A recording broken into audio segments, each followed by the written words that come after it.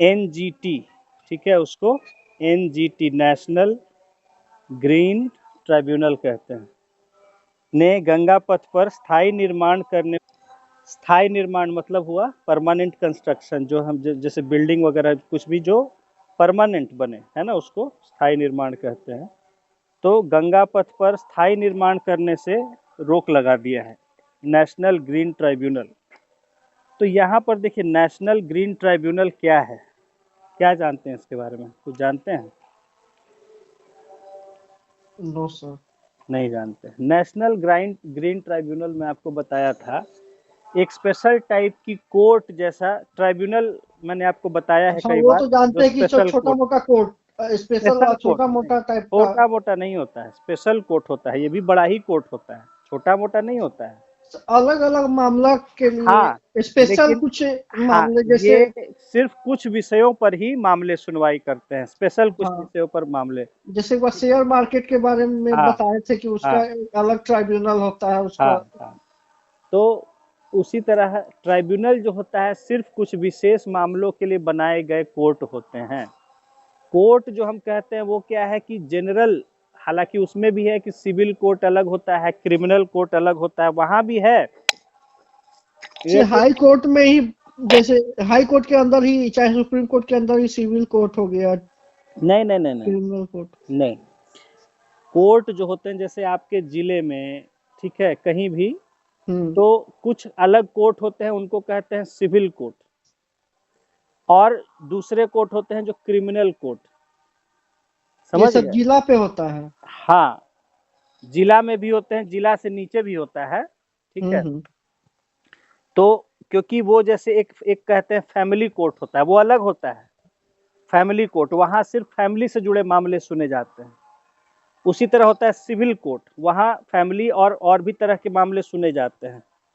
फिर होता है कि क्रिमिनल कोर्ट, जहां क्रिमिनल मामले सुने जाते हैं, ठीक है।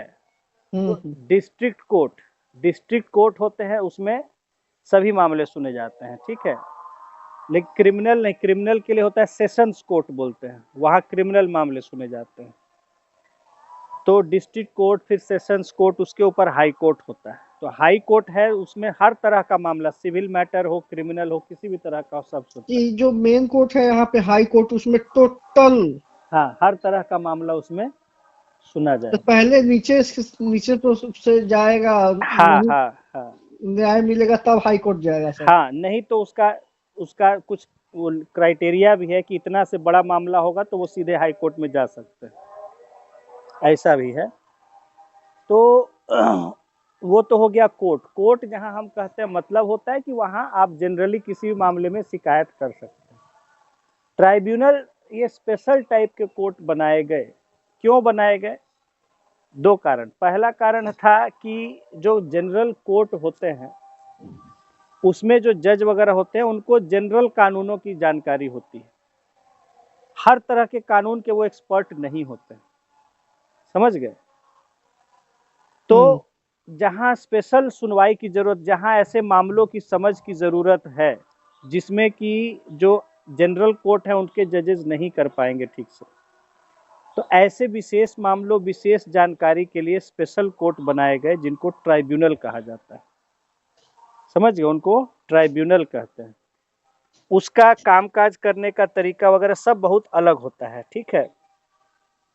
उसको ट्राइब्यूनल कहते हैं, और वो सिर्फ गिने चुने विषयों पर ही वो मुकदमा लेते हैं, ठीक है। स्पेशल पर्पज के लिए बनता है, और वो छोटा मोटा नहीं होता है, वो भी उतना ही बड़ा वो हाई कोर्ट या सुप्रीम कोर्ट के बराबर होता है वो, समझ गए? लेकिन वो सिर्फ लिमिटेड मैटर्स पर ही मामला सुनता है, पहली बात तो। और दूसरी बात, तुरंत कार्रवाई, क्योंकि होता क्या है, जो जनरल कोर्ट होते हैं उनमें बहुत ज़्यादा मामले पेंडिंग चलते रहते हैं, उन पर बोझ बहुत होता है, बहुत तरह के केसेस वहाँ होते हैं, तो वहाँ जो है सुनवाई में बहुत समय लग जाता है।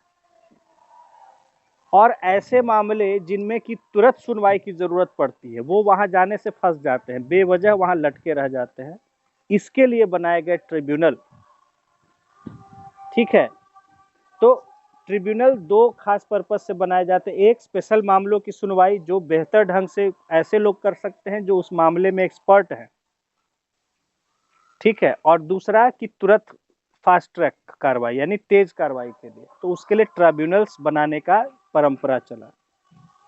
तो जैसे कि सरकारी कर्मचारी हैं या राज्य के सरकार के कर्मचारी, उनको जो है अगर सरकार से शिकायत है कि छोटी मोटी कोई भी बात को लेके हो सकता है, छोटी मोटी भी हो सकती है, बड़ी बात भी हो सकती है, अब उसको लेके वो कोर्ट जाए, कोर्ट जाके सालों तक मामला चलता रहे, तो उसका कोई मतलब ही नहीं है। दूसरी तरफ है, आप एक्सपेक्ट करिएगा कि हम कोर्ट में जाए और मेरा तुरंत फैसला सब कुछ हो जाए, वो सही नहीं है कि भाई कोर्ट बाकी मामला छोड़ के आप ही का खाली देखे, ऐसा तो नहीं। तो इसी के लिए एडमिनिस्ट्रेटिव ट्राइब्यूनल उसको बोलते हैं। एडमिनिस्ट्रेटिव ट्राइब्यूनल, प्रशासनिक कोर्ट एक तरह से समझिए, कि जो भी सरकारी कामकाज से जुड़ा मामला होगा वो वहां तुरंत निपटारा उसका होता है। ये सब डिस्ट्रिक्ट में होते हैं? नहीं, ये या तो स्टेट लेवल पर होते हैं या देश में सेंट्रल लेवल पर। ये ट्राइब्यूनल, हाँ, नेशनल ग्रीन। Administrative tribunal. तो जैसे जो देश के लिए है उसको कैट कहते हैं, सेंट्रल एडमिनिस्ट्रेटिव ट्राइब्यूनल। और नहीं तो जो स्टेट में है तो स्टेट के नाम तो पर। आपके पास ये सब का लिस्ट है? किसका लिस्ट? यही सब कोर्ट हो गया, यही डिस्ट्रिक्ट में कितना कितना टाइप का ट्राइब्यूनल होता है, यही सब दे देंगे, दे देंगे। तो से क्लियर हो जाएगा लिस्ट। हाँ, तो ट्राइब्यूनल्स जो होते हैं, जैसे एक हो गया एडमिनिस्ट्रेटिव ट्राइब्यूनल बनाए गए कि सरकारी जो कामकाज के लिए है, तो उसमें शिकायत होता है लोगों को, किसी को अपने सीनियर से शिकायत हो सकता है, कुछ भी मतलब दिक्कत हो सकता है, तो वो वहाँ कोर्ट में जाने की बजाय अपना ट्राइब्यूनल में वो केस करते हैं, ठीक है। वहाँ उनका तुरंत कार्रवाई होता है, तुरंत सुनवाई, क्योंकि सिर्फ उसमें उसी से जुड़े मामले आएंगे, बाकी मामले नहीं आएंगे। तो सेंट्रल गवर्नमेंट के लिए सेंट्रल एडमिनिस्ट्रेटिव ट्राइब्यूनल है, कैट उसको बोलते हैं। और हर स्टेट में होता है एडमिनिस्ट्रेटिव ट्राइब्यूनल, उसका वहाँ का नाम से। तो जैसे बिहार का होगा तो बिहार एडमिनिस्ट्रेटिव ट्राइब्यूनल। तो बिहार सरकार से जिसको दिक्कत होगा सरकारी कर्मचारी को, वो अपना उसमें जाएगा। सेंट्रल गवर्नमेंट का एम्प्लॉई होगा या ऑफिसर होगा तो वो वहाँ जाएगा। उसी तरह रेलवे के लिए एक स्पेशल ट्राइब्यूनल बनाया गया, जहाँ रेलवे से जुड़े मामले हैं उसके लिए है, रेलवे ट्राइब्यूनल है, ठीक है। तो इसी तरह अलग अलग टेलीफोन टेलीकॉम के लिए अलग ट्राइब्यूनल है, इंश्योरेंस के लिए अलग है, बैंकिंग के लिए अलग है, अलग अलग मामलों के लिए ट्राइब्यूनल। तो उसी तरह ये बनाया गया एनवायरमेंट से जुड़े मामलों के लिए बनाया गया, एनवायरमेंट से जुड़े मामलों के लिए, ताकि एनवायरमेंट से जुड़े मामलों का भी अच्छे से कोई निगरानी रख सके देश में। तो उसी के लिए बनाया गया ये नेशनल ग्रीन ट्राइब्यूनल, ठीक है। नेशनल ग्रीन ट्राइब्यूनल, ग्रीन नाम दिया गया, नहीं एनवायरमेंट से जुड़ा हुआ, तो एनवायरमेंट का कहीं अनदेखी ना हो, एनवायरमेंट के साथ खिलवाड़ ना हो, कोई अब्यूज नहीं करे एनवायरमेंट को।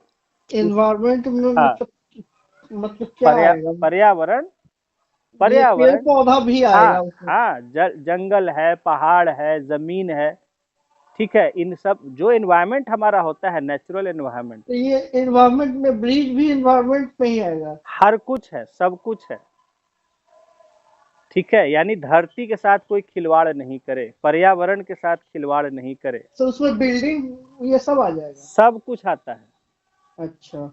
ठीक है ना। तो इन सब को कोई नुकसान ना पहुंचाए गलत तरीके से, उसका मिसयूज नहीं करे, अब्यूज नहीं करे, उसके लिए एनवायरमेंट पर मामलों देखने के लिए बनाया गया नेशनल ग्रीन ट्राइब्यूनल, जो एक सुप्रीम कोर्ट के रिटायर्ड जज जो होते हैं वो इसके हेड होते हैं, और साथ में कई और लोग होते हैं। जैसे अभी काफी साल तक, और शायद अभी भी है कि नहीं, जस्टिस स्वतंत्र कुमार जो सुप्रीम कोर्ट के रिटायर्ड जज थे, वो इसके हेड रहे काफी समय तक।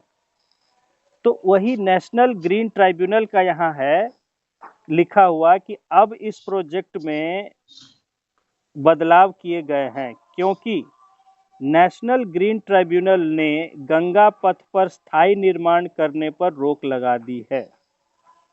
तो नेशनल ग्रीन ट्राइब्यूनल ने कहा है कि जो गंगा पथ है इस पर कोई परमानेंट कंस्ट्रक्शन नहीं होगा, टेम्पररी ही होगा, कि जैसे होता है ना स्टॉल लगा के या प्लास्टिक का ये सब बना के उस तरह का कर सकते हैं, लेकिन कोई परमानेंट कंस्ट्रक्शन की बिल्डिंग कंक्रीट का बना रहे हैं, किसी तरह का दुकान बना रहे हैं, कुछ बना रहे हैं, और वो सब नहीं होगा, यही कहा है यहाँ। देखिए समझिए क्या इशू है, ये जेपी गंगा पथ पर कुछ नया नया चीज बनना, फैसिलिटी देने का, तो फैसिलिटी कैसे बनेगा, दुकान होगा, ऑफिस होगा, यही सब बनाना पड़ेगा ना कुछ भी बनाने के लिए। यस तो सर। हाँ, जैसे आप देखे होंगे, अगर मरीन ड्राइव गए होंगे तो बहुत सारा, लेकिन वहाँ अभी क्या टेम्पररी सब है, कोई वैन में अपना स्टॉल चला रहा है, कोई ऐसे ही सब टेम्पररी, टेम्पोररी है यहाँ पे, टेम्पररी है। हाँ, तो वही यहाँ पर कहा रोड जा पे रहा बेच है। रहा है। हाँ, कि नई सुविधाएं विकसित की जा रही है, लेकिन अब इसमें कई बदलाव किए गए हैं, क्योंकि नेशनल ग्रीन ट्राइब्यूनल ने गंगा पथ पर स्थायी निर्माण करने पर रोक लगा दी है। यही वजह है कि अब पटना स्मार्ट सिटी यहाँ स्थायी टॉयलेट का निर्माण नहीं करेगा। देखिए यहाँ पर टॉयलेट बनाने का बात चल रहा होगा कि उसमें परमानेंट टॉयलेट्स बना देंगे, ठीक है, लेकिन यह है कि अब यहाँ वो परमानेंट टॉयलेट नहीं बनेगा। अभी तक क्या था कि कुछ कुछ वो टेम्पररी जो प्लास्टिक के उसमें बनते हैं वो बनाए लगाए गए थे। इसकी जगह पिंक टॉयलेट या घुमंत टॉयलेट की सुविधा लोगों को दी जाएगी, ठीक है, जो इधर मतलब खड़े रहते हैं कहीं कहीं और फिर वो हटा एक जगह से दूसरी जगह मूव कर दिए जाते हैं। तो पिंक टॉयलेट महिलाओं के लिए या घुमंत टॉयलेट पुरुषों के लिए की सुविधा दी जाएगी। साथ ही दीघा गोलंबर के पास प्रस्तावित वेंडिंग जोन में भी कंक्रीट और सरिया का इस्तेमाल नहीं होगा, ठीक है। तो ये वेंडिंग जोन है जहाँ की दुकान उकान बना के कुछ कुछ बेचने का, स्टॉल वगैरह लगाने का परमिशन होगा। तो वहाँ पर कहा है कि वहाँ जो भी बनेगा उसमें कंक्रीट और रॉड का इस्तेमाल नहीं होगा, सरिया का यानी स्टील रॉड का इस्तेमाल नहीं सर होगा। इसको छड़ कह सकते हैं। हाँ, छड़। इसके स्थान पर प्री कास्ट फैब्रिक से करीब 500 दुकानें बनाई जाएंगी। प्री कास्ट फैब्रिक देखते हैं ना कि वो प्लास्टिक का शीट जैसा आता है, उसको चारों ओर से घेर के उसको बना देता है। हाँ हाँ यस तो सर। उसी का कह रहा है कि परमानेंट कंस्ट्रक्शन नहीं होगा, बल्कि वो खाली प्री कास्ट फैब्रिक से बना हुआ 500 दुकान लगभग बनाया जाएगा। मतलब कि आम आदमी सब बनाएगा कि सरकार नहीं नहीं, बनवाएगा? वो सरकार बना के देगा आम आदमी अच्छा को। अच्छा, हाँ ओहो, हाँ, सरकार बना के उसको देगा। बेरोजगारी हटाने के लिए। हाँ, जो भी उसमें दुकान लेना चाहता है। तो देखिए वो पटना स्मार्ट सिटी बनाएगा, ये लिखा है ना, ऊपर लिखा ना कि अच्छा, अब उसके बाद भी लिखा हुआ ना स्मार्ट सिटी हाँ, के स्मार्ट सिटी, अधिकारियों। स्मार्ट सिटी के अधिकारियों ने बताया, पटना स्मार्ट सिटी ऑर्गेनाइजेशन है जो पूरा पटना में स्मार्ट वर्क सब कर रही है। तो स्मार्ट सिटी के अधिकारियों कौन ने, है उसका कोई चेयरमैन? होगा वो सब, जो अब तो अधिकारी वगैरह होंगे सब जो भी है तो। स्मार्ट सिटी प्रोजेक्ट चल रहा है, कब हाँ, से स्टार्ट हुआ है सर? ये काफी साल अब हो गया जब से ये, हमको लगता है तो मेरे ख्याल 5 साल से ज्यादा हो चुका है। हमारे यहाँ भी रहते थे लोग, हमारे यहाँ भी जो है फर्स्ट फ्लोर जिसमें अभी हम हैं वो पहले इन्हीं लोग को दिया हुआ था, हमने गेस्ट हाउस था यहाँ। तो वो स्मार्ट सिटी वाले भी रहते थे, ठीक है, तो वहाँ पे उनका काम चल रहा था। तो स्मार्ट सिटी के अधिकारियों ने बताया कि जल्द ही दुकान बनाने के लिए टेंडर जारी होगा। अच्छे लोग टेंडर से बनवाएगा दुकान, बिल्डर वगैरह से। इसके अलावा एलसीटी घाट से कुर्जी घाट तक 2 किलोमीटर का हिस्सा नो वेंडिंग जोन रहेगा, मतलब वहाँ कुछ बेचने वेचने वाले नहीं रह सकते सर खड़े। बहुत ज्यादा जाम लग जाता है तो। हाँ हाँ, नो वेंडिंग जोन रहेगा, यहाँ किसी तरह की व्यावसायिक गतिविधि नहीं होगी, कोई कमर्शियल एक्टिविटी नहीं होगा उस 2 किलोमीटर में, एलसीटी घाट से कुर्जी घाट तक। इतना ही नहीं, गंगा पथ के निचले हिस्से में वॉकिंग ट्रैक भी बनाने की योजना थी। नीचे उतरने के लिए सीढ़ियां भी बनाई जानी थी, उन पर भी रोक लगा। देखिए सीढ़ी पर भी परमानेंट हो जाएगा वो, तो सीढ़ी बनाने पर भी रोक लगा दिया है, ठीक है। अब सोचिएगा कि क्यों रोक लगा दिया है, क्योंकि ये जो है आपका, ये गंगा नदी के किनारे, उसको उसका फ्लड प्लेन कहते हैं। बाढ़ आता है, पानी चढ़ता है तो वहाँ मिट्टी हर साल फैलती है, वो इकोलॉजिकल एरिया कहते हैं। वो इकोलॉजिकल बहुत इंपॉर्टेंट एरिया होता है नदी के आसपास का। तो वहाँ अगर आप परमानेंट कंस्ट्रक्शन कर दीजिएगा तो फिर बाढ़ का खतरा होगा, या फिर नदी का जो है वो तटबंध टूटने का डर होता है। तो इसी के लिए इन्होंने मना किया है। ठीक है, तो ये देखिए कि नेशनल ग्रीन ट्राइब्यूनल है जो देखिए इस पर ध्यान उसने मना कर दिया कि नहीं। और तो देखिए सीढ़ी बनाने से, वॉकिंग ट्रैक बनाने से मना कर दिया। बाकी सुविधाओं को विकसित किया जा रहा है। अप्रैल तक गंगा पथ पर लोगों को बैठने से लेकर पार्किंग तक की बड़ी सुविधाएं मिलने लगेगी। अब इसमें देखिए इधर लिखा है बीच में, अप्रैल तक पूरा होगा प्रोजेक्ट। एक फोटो भी देखिए लगा हुआ है जिसमें हमें देख सकते हैं दुकान वगैरह है, फोटो वहाँ का लगा हुआ है मरीन ड्राइव का। स्मार्ट सिटी देखिए 36 करोड़ कर रही खर्च। देखिए 100 फीट का हाई मास्ट तिरंगा लगाने की योजना भी रद्द। यहाँ पर एक 100 फीट का तिरंगा लगाने का था ऊंचा, उसको भी रद्द कर दिया है। रिवर फ्रंट डेवलपमेंट प्रोजेक्ट के तहत एएन सिन्हा इंस्टीट्यूट वाले गोलंबर के पास 100 फीट का तिरंगा लगाने का प्लान था। इसके लिए पोल लगाने का काम पूरा हो गया है, लेकिन अब यहाँ हाई मास्ट तिरंगा नहीं लगेगा। इस प्रस्ताव को रद्द कर दिया गया है। पहले से तय प्रस्ताव के मुताबिक यहाँ एक कृत्रिम तालाब का भी निर्माण किया जाना था और वाटर फाउंटेन लगाकर उस जगह के सौंदर्यीकरण की भी योजना थी। यहाँ पर एक आर्टिफिशियल एक तालाब बना के और फिर उसमें फाउंटेन वगैरह भी बनाने का, झरना वगैरह का प्लान था। इसे भी फिलहाल रोक दिया गया है। तो रोक दिया गया मतलब बाद में फिर करेगा ना कुछ? अभी स्टे लग गया है, अब क्या होगा नहीं होगा वो आगे लिखे हैं। देखिए ऊपर ही भास्कर एक्सक्लूसिव लिखे हुए आर्टिकल के कि प्रोजेक्ट में कई बदलाव, पिंक और मोबाइल टॉयलेट की व्यवस्था होगी। ठीक है, महिलाओं के लिए पिंक टॉयलेट और वैसे बाकियों के लिए जो गाड़ी वाड़ी में भी लगा के लोग टॉयलेट मूवेबल जो मोबाइल मूवेबल बना देते हैं। हाँ, कि एक जगह से दूसरे जगह जोड़ के जाके खड़ा कर देते हैं। पिंक मतलब स्टेबल?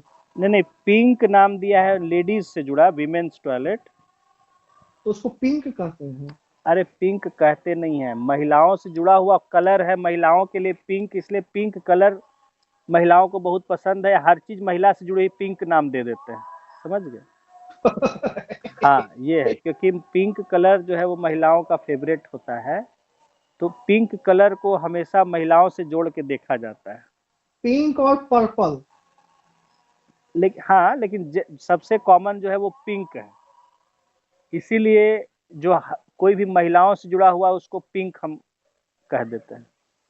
जैसे एक मूवी भी इसीलिए पिंक बनी थी, अमिताभ बच्चन की, जो है याद, केस होता है कि भाई महिलाओं पर, पहले तो लड़कियों पर केस मतलब इन लोग पर चलता है कि इन्होंने कोई मिनिस्टर का लड़का वड़का होता है कोई, उसको मारा है, उस पर मर्डर, तो वो उसमें केस होता है कि भाई ये लोग कुछ मतलब पिंक, उसमें अमिताभ बच्चन इन लोग का पक्ष लड़ता है लड़कियों का। बहुत ही अच्छी मूवी है, बहुत शानदार मूवी। तो पिंक नाम दिया था उसको भी। या और भी ऐसे आप देखेंगे पिंक पिंक हर जगह कहीं भी देखेंगे पिंक कलर से बना रहता है महिलाओं का जो भी कुछ है। ये इन लोग के लिए नेशनल कलर घोषित कर दिया गया हाँ, है। तो पिंक जो है ना, पिंक जोड़ा जाता है महिलाओं से, तो इसीलिए यहाँ नाम दे दिया है पिंक टॉयलेट, मतलब लेडीज के लिए टॉयलेट जो। ठीक है, और मोबाइल टॉयलेट की व्यवस्था होगी। तो इसमें आगे और नीचे लिखा है, खैर वो सब जो भी कंस्ट्रक्शन चल रहा है, मेरा आपको बताने का मतलब था ग्रीन ट्राइब्यूनल के बारे में, कि नेशनल ग्रीन ट्राइब्यूनल जो है, जो कि लगभग वो मेरे ख्याल बनी है ये 13-14 के आसपास बनी है। ठीक है, 12 में या 13 में कि 14 में बनी है। मेरे सामने ही सब हुआ है, दिल्ली में ही थे उस समय और देखे गए भी, कई बार विजिट किए हैं वहाँ। तो जस्टिस स्वतंत्र कुमार ही शायद उस समय बनवाए थे, उन्हीं के सजेशन पर बनाया गया था या क्या, और वही इसके हेड भी रहे काफ़ी समय तक, अभी भी हैं शायद वही या कोई और। तो उसके बारे में वो एनवायरनमेंट को लेके जितने भी मामले होते हैं वो वही उस पर नज़र रखता है और सुनवाई करता है। एनवायरनमेंट से ये रिलेटेड है कि यहाँ पे पूल के आसपास में स्टॉल रेनफोर्समेंट का नहीं लगेगा। तो मतलब कहने का मतलब ये है कि अगर ब्रिज बन रहा होता तो वो तो एनवायरनमेंट में नहीं ना जाता। नहीं, यही मैं बता रहा हूँ, अभी आप नहीं जानते हैं कुछ। देखिए कोई भी जो प्रोजेक्ट बनता है, कोई भी प्रोजेक्ट जो पहले उसका डिज़ाइन होता है, पहले उसका एक बोलते हैं डीपीआर, डिटेल प्रोजेक्ट रिपोर्ट, तो पहले उसका पूरा वो एक प्रोजेक्ट डिज़ाइन किया जाता है, उसका डॉक्यूमेंट तैयार होता है, प्लान बनता है। तो उस समय एक कहते हैं EIA, एनवायरमेंटल इम्पैक्ट असेसमेंट।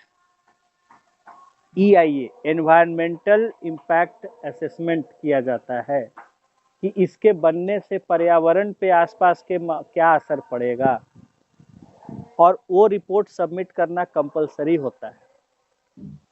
तो वो रिपोर्ट सबमिट की जाती है कि इसके बनने से एनवायरनमेंट पे क्या असर पड़ेगा। अगर वहाँ पर कोई शिकायत करता है या कोई रखता है मामला या कहीं भी कि भाई इससे एनवायरनमेंट पे, तो उस प्रोजेक्ट को पास ही नहीं, अप्रूव ही नहीं होता है वो प्रोजेक्ट। तो बन जाना तो बाद की बात है, पहले वो प्लान ही नहीं अप्रूव हो पाता है। समझ गए?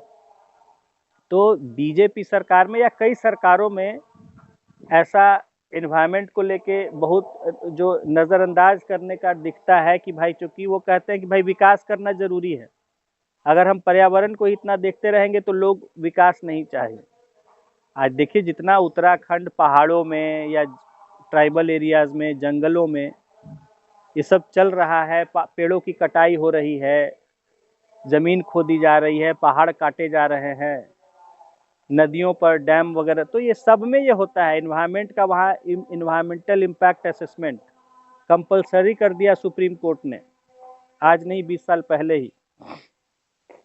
और वो जब तक क्लियरेंस इन्वायरमेंट मिनिस्ट्री से नहीं मिलता है, पर्यावरण विभाग से क्लियरेंस, तब तक वो प्रोजेक्ट आगे नहीं बढ़ता है, पास नहीं होता है। तो ब्रिज हो, कुछ भी बन रहा हो, डैम बन रहा हो, कुछ भी बन रहा हो, या सड़क बन रही हो, पुल बन रहा हो, बिल्डिंग बन रहा हो, हर केस में वहाँ उसका एक रिपोर्ट सबमिट करना होता है। और वहाँ पर जो लोग होते हैं वो शिकायत भी कर सकते हैं कि देखिए ये ऐसा बनाने का कोशिश कर रहे हैं जिससे पर्यावरण को हमारे नुकसान ऐसे ऐसे पहुँच सकता है। तो यही तो आपको समझाना चाह रहे हैं कि ये एनवायरनमेंट से रिलेटेड मैटर है। और गंगा नदी का बात है, एक जैसे देखिए अभी आपको कल ही ना आर्टिकल दिए थे रिवर इंटरलिंकिंग वाला। Yes sir. उसमें यही सब इशू है ना कि रिवर इंटरलिंकिंग प्रोजेक्ट को मोदी जी ने अभी इनॉग्रेट किया है, केन बेतवा नदी MP में। लेकिन उसका बहुत से लोग कह रहे हैं, इकोलॉजिस्ट जो हैं, कि उसका बहुत नुकसान हो सकता है इकोलॉजी पर, पर्यावरण पर। ये सोचने वाली बात बहुत आसान है कि एक नदी जिसमें पानी बहुत है तो उसको सूखे जगह से या दूसरे नदी से जोड़ दिया जाए जहाँ कम पानी रहता है, उससे लोगों को पानी की सुविधा मिल जाएगी। लेकिन उससे आप पूरा इकोलॉजिकल चेन जो है वो डिस्टर्ब करते हैं, क्योंकि इकोलॉजी में बहुत सारे प्रोसेसेस होते हैं, पर्यावरण में बहुत कुछ चलता रहता है जो कि आपके डिस्टर्ब हो जाता है बदलाव करने से नेचर में। ठीक है, तो वो भी बहुत से लोग कह रहे हैं कि ये उचित नहीं हो रहा है जो नदी को जोड़ने का, क्योंकि ये बहुत बड़ा प्रोजेक्ट है सरकार का, तो उस पर चल रहा है वही, इसलिए आपको वो आर्टिकल पढ़ने मैंने बोला था।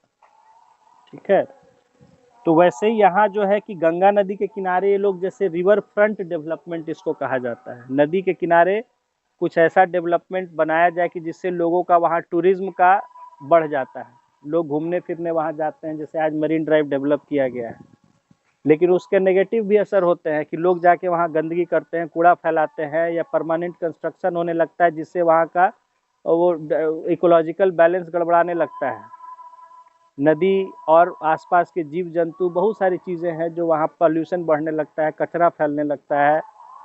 ठीक है, तो इकोलॉजिकल वो उसमें डिस्टर्बेंस होता है। उसी के लिए NGT ने इसको स्टॉप लगा दिया बहुत सारे चीज़ों पर कि ये सब कंस्ट्रक्शन नहीं होगा, क्योंकि इससे वहाँ का इकोलॉजी प्रभावित हो जाएगा। ठीक है, इसी के लिए यहाँ रोका गया है।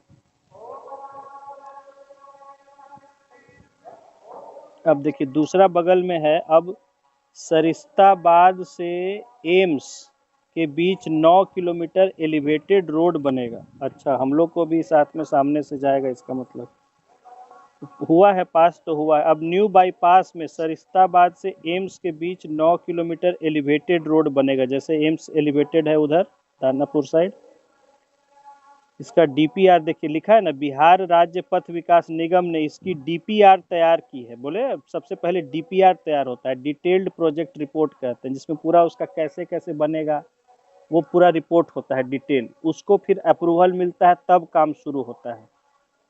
देखिए लिखा ना, क्या कह रहा है, पहले अभी बता रहा है। अब सरिस्ता, ऊपर हेडिंग है, अब सरिस्ताबाद से एम्स के बीच 9 किलोमीटर। किधर पड़ता है? सरिस्ताबाद यही जो हम गए थे ना सर्विसिंग कराने, होंडा शोरूम। हाँ देख रहे हैं रोड पे। हाँ वही सरिस्ताबाद है, वही सरिस्ताबाद है। तो सरिस्ताबाद से एम्स यानी वहां से लेके इधर पूरा एम्स तक 9 किलोमीटर एलिवेटेड रोड बनेगा। मतलब ऊंचाई पे। हाँ ऊंचा, जैसे बेली रोड, वो कैसे बेली रोड वाला आपका हाँ सगुना मोड़ी सब जा रहा है जो। 3 किलोमीटर का है ये। हाँ हाँ। तो 9 किलोमीटर का एलिवेटेड रोड बनेगा। प्रोजेक्ट में बदलाव, पथ विकास निगम ने डीपीआर बनाई। देखिए डीपीआर बोले आपको, डीपीआर बनता है सबसे पहले। तो डिटेल्ड प्रोजेक्ट रिपोर्ट, ये रोड डेवलपमेंट कॉरपोरेशन बनाया है। देखिए तो ये अब न्यू बाईपास में सरिस्ताबाद से एम्स के बीच 9, हाँ देखिए इधर साइड में ऊपर में दिया हुआ 5 लाख की आबादी को मिलेगा फायदा। इस एलिवेटेड रोड के बनने से बेउर मोड़ से एम्स के बीच का इलाका जाम मुक्त, देखिए बहुत जाम रहता है ना यहाँ फुलवारी वाला जो देख रहे हैं, तो वो जो है जाम मुक्त होगा, यानी ट्रैफिक यहाँ कम हो जाए। शहर के बाहर जाने वाली गाड़ियाँ एलिवेटेड रोड से निकल जाएंगी। जैसे कैसा है आपका आईजीआईएमएस के सामने, जिसको लोकल चलना है वो नीचे चलेगा, जिसको पार सीधे जाना है उधर सगुना मोड़ तरफ, वो सीधे ऊपर ऊपर पार हो जाएगा। ये बहुत बढ़िया है हाँ बनाने तो का। वैसे ही यहाँ बनाने का चल रहा है कि शहर के बाहर जाने वाली गाड़ियाँ एलिवेटेड रोड से निकल जाएंगी, नीचे शहर के लोग चलेंगे। इसका सीधा फायदा बेउर, अनीसाबाद, फुलवारी इलाके के 100 से अधिक छोटे बड़े मोहल्ले रहने वाले 5 लाख से अधिक, ये हम लोग को बन जाएगा, बहुत बच जाएंगे जाम टाम से। लेकिन टाइम लगेगा ना, तो बहुत टाइम लगेगा। टाइम लगेगा, टाइम क्या, बनाने में कितना टाइम लगता है, बन जाए। लेकिन वही है कि ये है पार जाने के लिए, बीच में आने जाने के लिए नहीं है। तो क्योंकि ऊपर चढ़े तो फिर ऊपर ऊपर निकल जाना होगा, हम बहुत झेले भी। अभी हमको जाना था वहाँ क्या बोलते हैं ये एग्जीबिशन, अब यहाँ से पुल चढ़ गए, अब पता चला कि वो सीधे फिर हमको वो उतरना पड़ा आगे जाके, जहाँ एग्जीबिशन रोड हमको आना था बीच में, अब वो पुल से सीधे आगे अंतिम में जाके उतरता है काफ़ी आगे, फिर वहाँ से पूरा पार घूम के आगे गोलंबर से घूम के आना पड़ा हमको। गोलंबर भी यहाँ यू टर्न रोके हुए था, हमको जाना पड़ गया जानते हैं कहाँ, बिस्कोमान से हमको घूम के आना पड़ा। अरे वाह। बिस्कोमान से घूम के फिर आए एग्जीबिशन रोड, पूरा फिर एग्जीबिशन रोड पार करके जहाँ एग्जीबिशन रोड शुरू होता है वहीं पर एक्चुअली हमें काम था। लेकिन हम नहीं जानते थे कि पुल के रास्ते से पूरा ऊपर ऊपर लेके आगे चला जाएगा, नीचे उतरने का है ही नहीं। तो उधर तो यही होता है एलिवेटेड में, जैसे बेली रोड में कैसे उतना लंबा चढ़ गया तो फिर पार ही करना पड़ेगा। हाँ तो वही है इधर नहर पार, मतलब ये पुल। हाँ। ये वाला स्टेशन वाला रेलवे पुल वाला पार। तो वही देखिए दिया हुआ है, बनाने का अच्छा है, देखिए बनता है। तो अनीसाबाद में रैंप बनेगा। अच्छा, अनीसाबाद में एलिवेटेड रोड पर चढ़ने और उतरने की सुविधा होगी। अच्छा, अनीसाबाद में रैंप बनाएगा चढ़ने उतरने का, बढ़िया है, फिर अनीसाबाद उतर सकेगा आदमी। इसके लिए अप और डाउन बनाने की योजना है। पटना एम्स के आगे पाटलिपथ और सिपारा एम्स एलिवेटेड मिलेगा। बढ़िया है, बहुत बढ़िया डेवलपमेंट तो सरकार कर रही है, काम धाम कुछ बहुत बढ़िया कर रही है, फिर से इसी को लाना चाहिए। नेक्स्ट सरकार बना है सबको रोक देता। अब देखिए क्या कहें, नेक्स्ट सरकार, इन्हीं की सरकार आए, दूसरा सरकार तो आना व्यर्थ है, सब कुछ करेगा धरेगा है नहीं, सबसे काम भी नहीं होता। अच्छा ये जो गंगा पथ वाला जो है, तो लिखे हुआ है नीचे की 7 किलोमीटर में हरित पट्टी बनेगी। हाँ हाँ। ये हरित पट्टी मतलब ग्रीन जोन, ग्रीन जोन वो पेड़ पौधे से लगा हुआ लिखा है ना, कि दीघा गोलंबर से आगे 7 किलोमीटर तक 150 से अधिक जगहों पर मिट्टी भरकर नए नए गोलंबर या रोटरी जैसे स्थल बना। स्मार्ट सिटी ने इसे प्लांटर बेड का नाम दिया। यहाँ पेड़ पौधे लगा, हरित पट्टी मतलब ग्रीन बेल्ट टाइप का बनेगा, घास लगेगा, पेड़ पौधे छोटे छोटे लगेंगे उसके बीच पेड़ पौधा लगाने के लिए हरित पट्टी नहीं, मतलब पेड़ पौधा लगा के उसके बीच में बैठने का, कहीं कहीं उसमें स्टॉल लगा, कहने का मतलब एक ग्रीन वहाँ माहौल लगेगा बैठने से, कि हम हरे भरे पेड़ पौधों के बीच में बैठे हुए हैं। कहने का मतलब ये जरूरी नहीं कि खाली पेड़ पौधा लगाने का, नहीं खाली पेड़ पौधा, जंगल थोड़े बनाना है वहाँ पे, हाँ वो यहाँ ग्रीन पे बेंच टाइप का बना था ना, देखिए लिखा तो पार्क है, जैसे। अरे पढ़िए ना आगे लिखा हुआ, यहाँ पेड़ पौधे लगा, हरित पट्टी विकसित की जाएगी, इसके बीच लोगों के बैठने के लिए बेंच लगेगी, हाँ बेंच। इसके साथ ही 2 जगहों पर पार्किंग बनेगी, ठीक है ना। तो वो पूरा ग्रीन जोन उसको बनाएगा, वहां पर है कि लोग अपना बैठ सकते हैं, अपना गपशप किए, इस तरह का खाए पिए कुछ, है ना, दुकान कहीं कहीं बना देगा, कुछ खरीद के बैठ के अपना पिकनिक मना सकता है, खा पी सकता है। तो इस तरह का उसमें ग्रीन जोन उसको बोलता है हरित पट्टी। खैर काफी काम तो हो रहा है, अब देखिए इतना ऊपर सर लिखा। ऊपर में लिखा हुआ है एकदम बीच में, पटना एयरपोर्ट को एकड़ 37.50 जमीन मिली, यहाँ सुविधाएं बढ़ेंगी। हाँ तो पटना एयरपोर्ट को एक्सपेंशन करेगा, इतना छोटा सा है, इसमें कुछ अरे है नहीं। एक बीता का है ये है, तो उसको बढ़ाने का वही हो और रहा है। उसका कोई ऐसी बिल्डिंग कंस्ट्रक्शन है ये नहीं है इसका। उसी को बढ़ाने की बात चल रही है। अब देखिए उसके बाद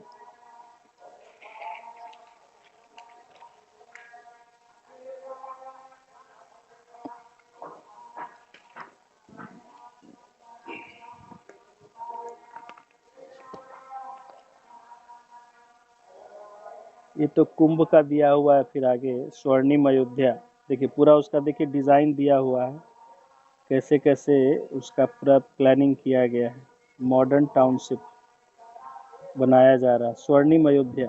अयोध्या बना हर रहा है दिन 13 मॉडल। लाख लोगों के रुकने का इंतजाम होंगे। ये मतलब हमेशा के लिए। हाँ हमेशा के लिए नहीं, ये तो अभी तो बनेगा, कुछ टेम्पररी बनेगा, बट आगे के लिए भी वो रहेगा, क्योंकि फिर आगे भी तो वहाँ लोग जाएंगे ही ना घूमने फिरने। ये तो अभी कुंभ के लिए है तो ठीक है, लेकिन कुंभ के अलावा भी तो वहाँ लोग अयोध्या नहीं जाएंगे। अभी अभी ये बात बोला कुंभ के लिए। हाँ अभी ये कुंभ अभी के लिए हो कुंभ, रहा अच्छा है। अच्छा।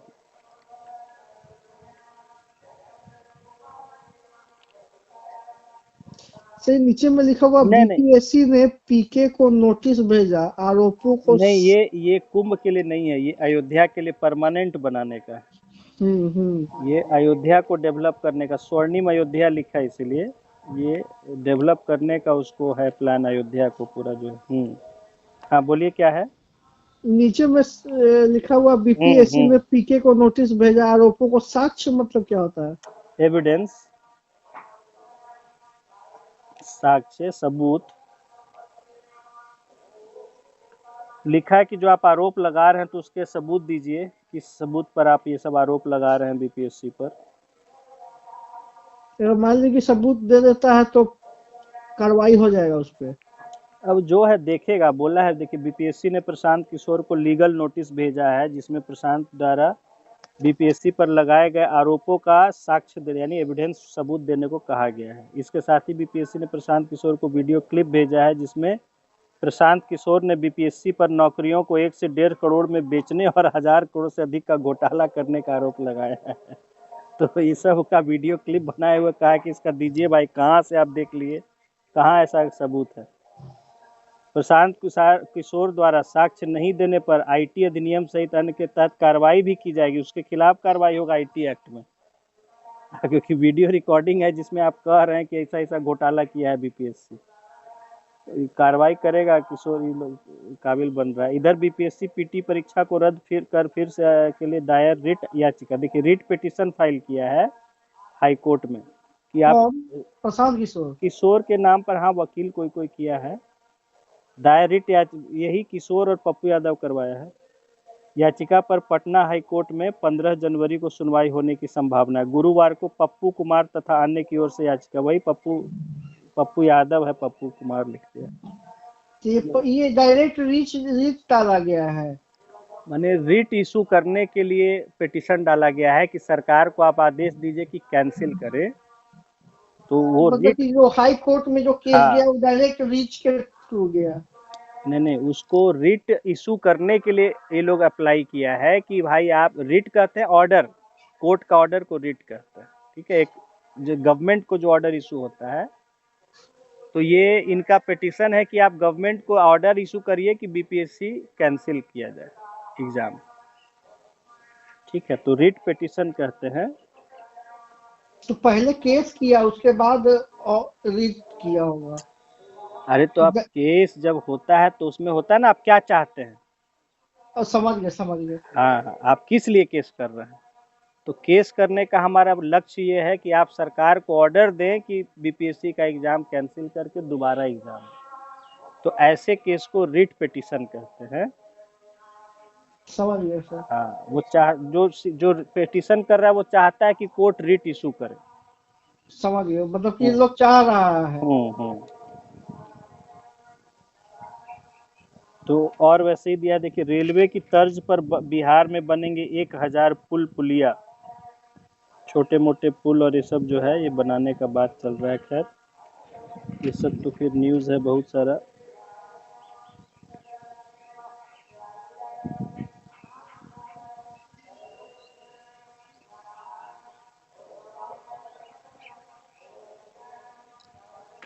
और फिर अंदर देखते हैं।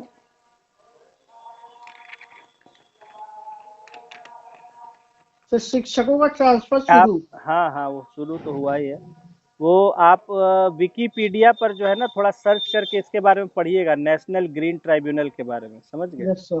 क्योंकि पर्यावरण से जुड़े मामलों पर क्वेश्चन भी आता है, एस्से भी आता है, और वैसे भी जनरल मेंस में क्वेश्चन आता है जनरल स्टडीज में। तो वहाँ आपको पढ़ने से काफ़ी कुछ जानकारी, विकिपीडिया में आर्टिकल होगा, उसको पढ़िएगा, नेशनल ग्रीन ट्राइब्यूनल। शासन प्रशासन आगे दे दिया है उसमें। दरभंगा रक्सौल एयरपोर्ट का विस्तार होगा। रोहिंग्याओं को मतदाता सूची में जोड़ना चाहती है आप। अच्छा, ये तो दिल्ली का मामला है। परती जमीन को उपजाऊ बनाकर किसानों की आय बढ़ाई जाएगी। तो ये देखिए जैसे है, परती जमीन को उपजाऊ बनाकर किसानों की आय बढ़ाई जाएगी, तो ये कहीं एग्रीकल्चर से आपका जुड़ा हुआ मामला है। इसको ये सब जो कि अखबार में जो आता है ना, यही लेटेस्ट अपडेट्स हैं जो आप अपने आंसर में लिख सकते हैं कल को एग्जाम में। एग्रीकल्चर से मान लीजिए आपको पक्का पक्का आएगा, क्वेश्चन है इससे आएगा ही आएगा, उसमें इन बातों को आप लिख सकते हैं, समझ रहे हैं। ये आपको डेली थोड़ा थोड़ा मसाला मिल रहा है मेंस में या इससे में लिखने के लिए। तो ये जैसे है कि परती जमीन को उपजाऊ बनाकर किसानों की आय बढ़ाई जाएगी। थोड़ा आपको हिंदी में दिखे, इसलिए बोले हिंदी पढ़ना, हिंदी इम्प्रूव कीजिए। और फिर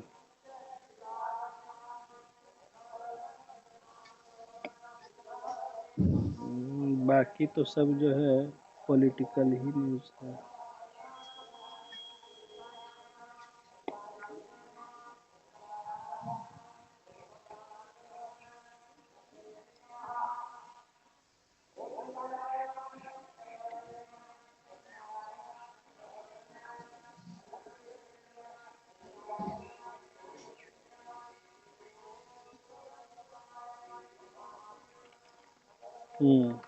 आजकल पता नहीं कितना है मेन पेज देता है पर तीसरा फिर फ्रंट पेज है दैनिक भास्कर का। लगता है बाहर पेज पर इसका फ्रंट पेज रहेगा जो चलिए अब देखते हैं, इस पर न्यूज़ ठीक लग रहा है जो है।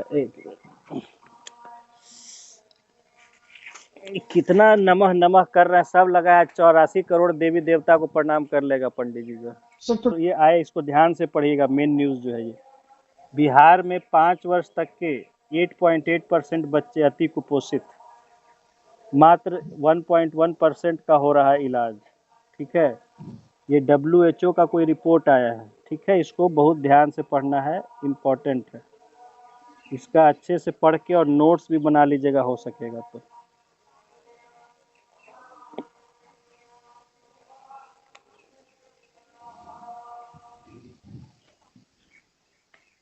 तीस साल बाद जनवरी में नैनीताल और मसूरी गर्म। बिहार में पछुआ सर्द हवाओं से कनकनी। बताइए, तो पछुआ चलिए रहा है, सही बात है। हाँ, नहीं उत्तराखंड का लिख रहा है गर्म हो गया है। उत्तराखंड के पहाड़ों में तेज धूप और मैदानों में कोहरे से कपकपी छूट रही, मौसम के रंग।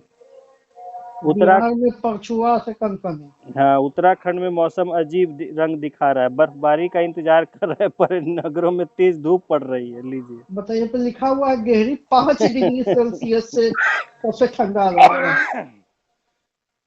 बताइए, जहाँ बर्फ का इंतजार कर रहे लोग वहाँ कड़ा धूप निकल रहा है। स्थिति यह है कि नैनीताल में 30 साल बाद जनवरी का औसत तापमान 19.5 डिग्री सेल्सियस रहा। बताइए तो, जो आमतौर पर 14 डिग्री रहता है। शुक्रवार को भी नैनीताल में 19 डिग्री रहा और यहाँ 10 डिग्री 12 डिग्री पहुंचा हुआ। 6 जनवरी को यहाँ अधिकतम तापमान 24 डिग्री पहुंच गया था। इससे पहाड़ों में अप्रैल मई जैसी गर्माहट महसूस हो रही है। फिर नैनीताल झील कर दिया हुआ, तब हम लोग को लगता है यही हम लोग का पूरा गुजरा है। देखते हैं तो याद आ जाता है सब। यार बताइए, उत्तराखंड गर्म हो गया, यहाँ ठंडाए हुए। एनीवे, क्लाइमेट चेंज के कारण देखिए सब हो रहा है। इसको भी आप जो है ना, देखिए ध्यान देने की बात है कि climate change, this is related to climate change. क्या क्लाइमेट चेंज से क्या असर हमें देखने को मिल रहा है, क्या हो रहा है, कैसे हो रहा है, तो ये सब है। आप उसको लिख सकते हैं, इसको पढ़ लीजिएगा अच्छे से। हाँ,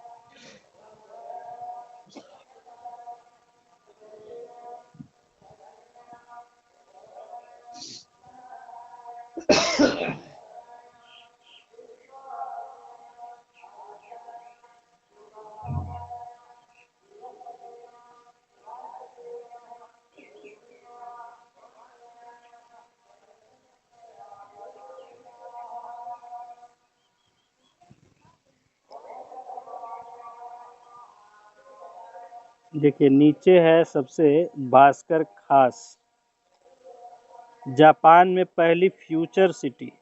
पढ़िए भाई, नया नया क्या, ड्रोन दिखाएंगे घर का रास्ता, रोजाना के काम रोबोट से और सेहत जांच एआई से होगी। यहाँ हाइड्रोजन से चले, ये देखिए बिजनेस स्टैंडर्ड का आर्टिकल है, यहाँ हिंदी में छापा है। तो फ्यूचर सिटी, ठीक है, देश दुनिया में किस तरह का फ्यूचर सिटी डेवलप होने जा रहा है, उसका पहला ये कहाँ है, जापान में। ठीक है, इसको पढ़िएगा। ये सब साइंस टेक का नया डेवलपमेंट से जुड़ा हुआ आपका न्यूज़ है। सर, रहवासी क्या होता है? रहवासी वही निवासी को रहवासी भी कह देते हैं। सिटीजन, रेसिडेंट्स को रहवासी कहते हैं। कहाँ लिखा हुआ रहवासी? तो वही एक ही, वही भास्कर खास जापान के ऊपर में, जापान में पहले फ्यूचर अच्छा, सिटी के ऊपर। 100 रहवासी बसेंगे। रहवासी, अच्छा वही रेसिडेंट्स कहते हैं, रेसिडेंट। जैसे वचन समझ में नहीं आएगा रहवासी लिख दिया तो। हाँ, रहवासी लिख दिया। एक्चुअली वो हुआ क्या होगा कि इंग्लिश को हिंदी में ट्रांसलेट किया है ना, तो वो गूगल से ट्रांसलेट किया होगा, तो वो रहवासी जो है वो लिख दिया होगा हिंदी में, कहीं से पुराना डिक्शनरी से रहवासी वर्ड ले लिया होगा।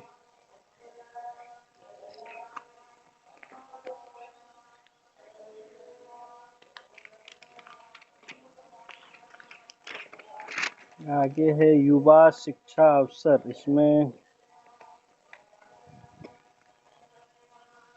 कॉलेज, इसमें भी देखिए भास्कर प्रश्न बैंक है, इसमें बगल में वही आलोक आनंद का एजुकेशन भास्कर देख लीजिएगा। उसमें कुछ क्वेश्चंस है करंट का, उसका क्वेश्चन आंसर भी दिया हुआ है, और कुछ एक चिनाब ब्रिज के बारे में दिया हुआ है, पढ़ लीजिएगा। ऐसे करंट अफेयर्स ऐसे पढ़ते रहना चाहिए, पेपर में आता है।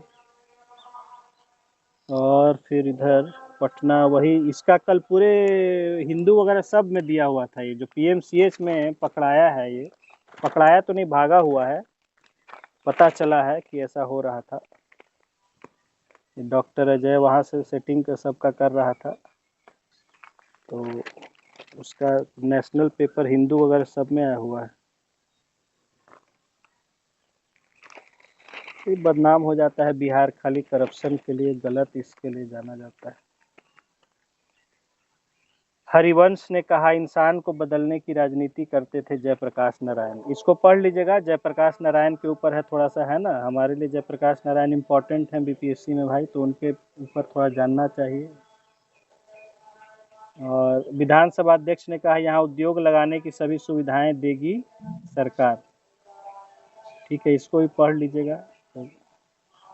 बाल श्रम के उन्मूलन के लिए सभी लोगों को मिलकर काम करना होगा। रामलला पधारो हमारे देश, लोन का विज्ञापन देकर ठगी करने वाले ज्ञान जी।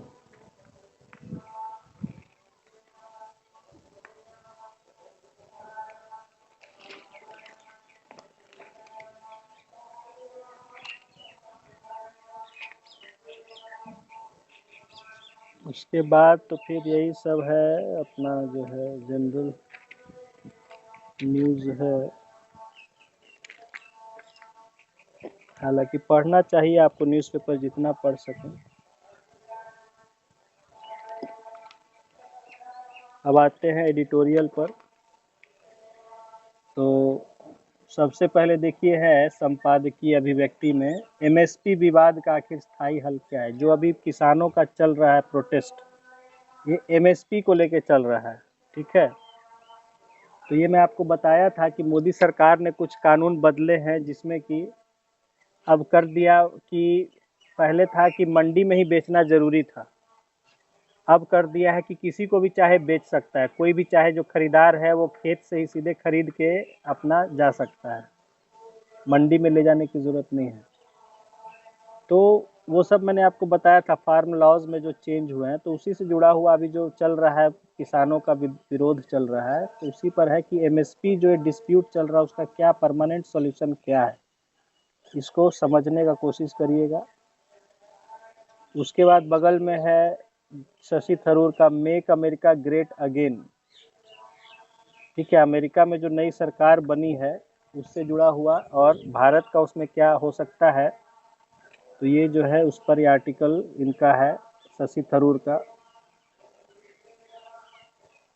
पढ़िएगा। दुनिया के कई देशों में उथल पुथल से संकट के हालात हैं, ये भी जो है जो पढ़िएगा, ये सब ग्लोबल अफेयर से जुड़ा हुआ है। दुनिया में जो जगह जगह लड़ाई झगड़ा चल रहा है या और तरह का विवाद चल रहा है। क्विक कॉमर्स जैसे कारोबार में अमेरिकी कंपनियां पीछे, पढ़िएगा आज का ठीक है पेपर। अमेरिका ने ग्रीनलैंड को खरीदा तो सदी का सबसे बड़ा सौदा होगा। ग्रीनलैंड बिक रहा है लगता है। ग्रीनलैंड लेकिन कंट्री बना देना चाहिए। हाँ,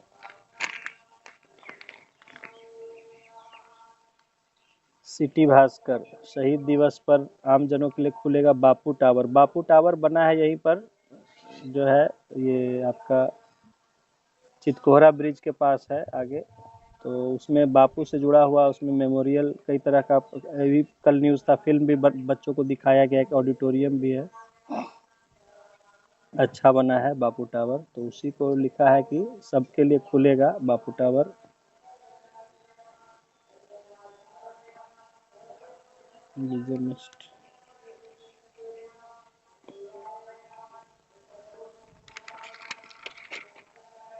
अब यहाँ देखिए, इधर मैनेजमेंट फंडा में दिया हुआ है, बच्चों को अल्ट्रा प्रोसेस्ड फूड के जोखिम समझाएं।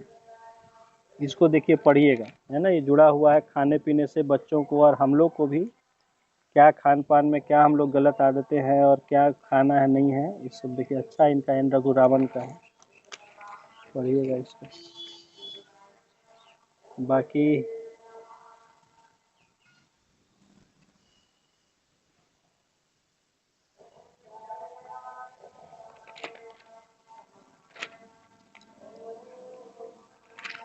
चलिए इतना ही, और तो कुछ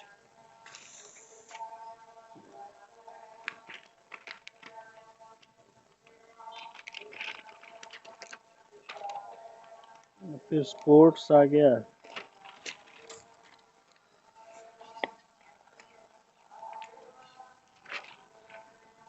देश विदेश,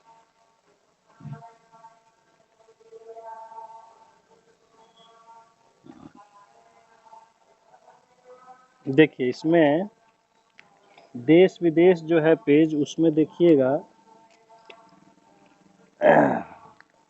साइड में न्यूज़ है फोटो के नीचे। अच्छा पहले फोटो है बड़ा छत्तीसगढ़, कोरबा में बनी बिजली से 10 राज्य रोशन। बहुत बड़ा प्लांट है छत्तीसगढ़ में, ये कोरबा में। वहाँ इतनी बड़ी 10 राज्यों को बिजली उससे मिल रही है। 7 पावर प्लांट से 7500 मेगावाट बिजली, 7500 मेगावाट टोटल वहाँ से बिजली पैदा हो रही है, जो 10 राज्यों में सप्लाई हो रही है। उसका पूरा देखिए फोटो आपको दिया हुआ है, छत्तीसगढ़ कोरबा। उसके नीचे पुलिस चौकी के सामने 1.5 लाख में बेच रहे लाडलियां, लड़कियां बेची जा रही हैं 1.5 लाख में। ये आर्टिकल है national human trafficking awareness day, आज है। आज जो है national human trafficking awareness day, उसके तहत ये आर्टिकल छापा जा रहा है। ठीक है, देखिए बगल में फोटो में लिखा हुआ है केस 1, तबेले में दिखाया, कहा 90,000 रुपये लगेंगे। दलाल भुजबल ने लड़की को दिखाया कि 90,000 में। तो मध्य प्रदेश में बड़े पैमाने पर नाबालिग बच्चियों महिलाओं की तस्करी हो रही है। दलाल बिना डरे पुलिस चौकी के सामने जो है 90,000 से 1.5 लाख में बेच रहे हैं। केस 2, 40 लड़कियां हैं, देखना है वो तो दिखा देते हैं। ठीक है, अभी भी खरीद बिक्री चालू है, क्या कहा जाए जी हाल। मतलब जवान लड़की लोगों की, बच्ची के। हाँ तो फोटो देख नहीं रहे हैं, जवान है ना सब है, फोटो में दिखा तो रखा है, बड़ा करके देखिए, लिखा है ना। देखिए गरीबे रहेगा तब। देखिए क्या है कि बच्चियों और महिलाओं, बच्ची भी है महिलाएं भी है। उड़ीसा महाराष्ट्र के एजेंट शादी के नाम पर सौदा मोबाइल फोन पर करते हैं, शादी के लिए भी 60 साल तक की महिलाओं को भी बेच रहे हैं। ठीक है, बच्चे और महिलाओं की तस्करी के लिए ये मध्य प्रदेश उड़ीसा ये सब में हो रहा है। खैर